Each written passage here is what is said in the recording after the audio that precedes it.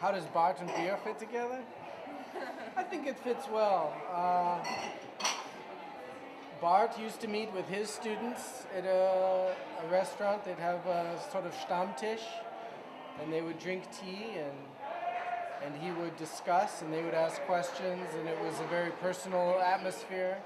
So we're all affiliated with the seminary. Some of us are students at the seminary, and some of us are just friends of us that are at the seminary. And so we just meet once a week and read about 20 pages of Barth and talk about what he's doing in it, what he's arguing for, what he's arguing against, how his logic works, and things that we like, things that we are confused by, things that we're not so sure of, and just talk through it as a group. We read passages out loud.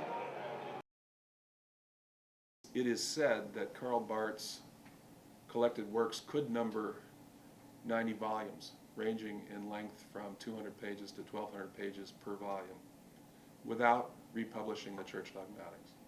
That's 90 volumes plus the Church Dogmatics. So, aside from the general editor of the Karl Barth Critical Edition, the Gesamtausgabe, I don't know of anyone who's read everything aside from them. I can remember the first book that I read was The Word of God and The Word of Man, and it was very hard for me. I didn't quite grasp what he was saying. I can remember feeling very lost and very overwhelmed, as he seems to have a different language. And so I was trying to find some source of comfort, and I started going to secondary literature to perhaps help me. And I stumbled across a small part of Dr. George Hunsinger's How to Read Karl Barth.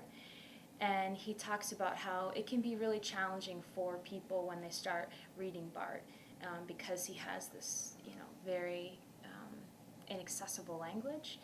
But if you stick with him, it becomes easier over time. Last semester we were reading On Time and Eternity. And I was talking to one of my professors, a Barth scholar, and he said that's like diving into the deep end of Barth.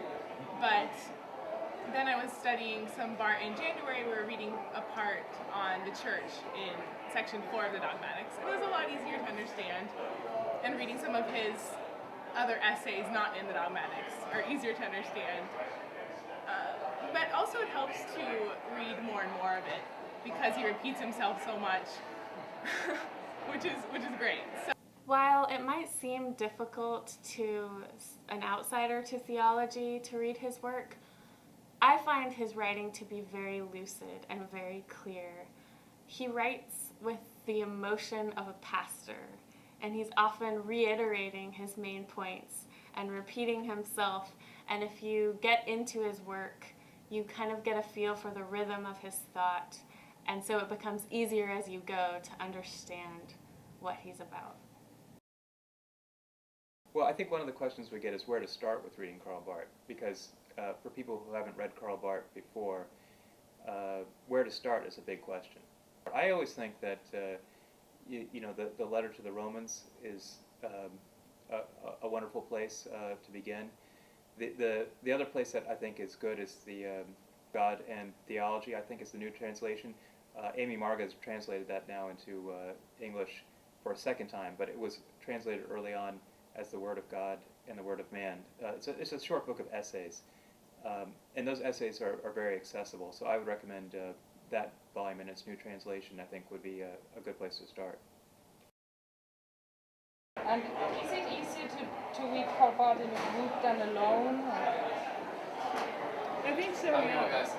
Thanks, appreciate that. That's embarrassing. We're encouraged to read, and I grew my way through it, but it's really nice to come together, ask questions with one another about what we read, and someone's always going to have a different perspective in how they interpret the material, so it's always beneficial to do it collectively as a group. For me, Barth is an author who gives life to my faith, and he gives life just to my everyday existence. And that means that even in a in a brewery, there's meaningful things. There's this space too can be a meaningful place to discuss Barth and his perspective and what Jesus Christ has done for us. There's no place in which, that's what we read this week, there's no place in which God cannot be present. And that even in a place that like this, God can take and use for his own purposes. And to me, that's one of the exciting things that I've learned from Karl Barth.